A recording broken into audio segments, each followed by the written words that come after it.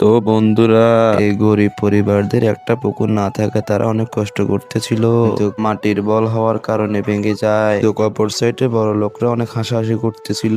কিন্তু তারা গরিব হওয়াতে মেয়েটা অনেক কষ্ট পেয়েছিল, ঠিক মতো খাওয়া দাওয়াও করেনি দেখে পরিবারটি ভেঙে পড়ে। বাবা চিন্তা করতেছিল কি করবে।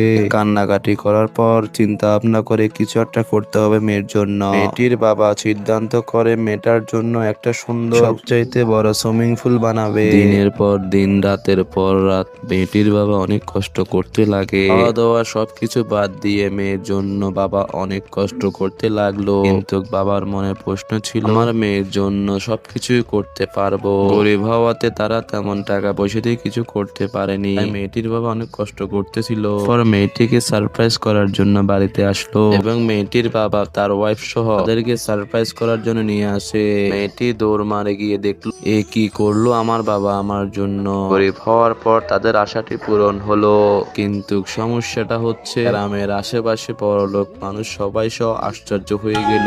এটাই সত্য, দুঃখের পর সুখ আসবে। আপনি যদি পানি খেতে ভালোবাসেন চ্যানেলটি সাবস্ক্রাইব করে দেন।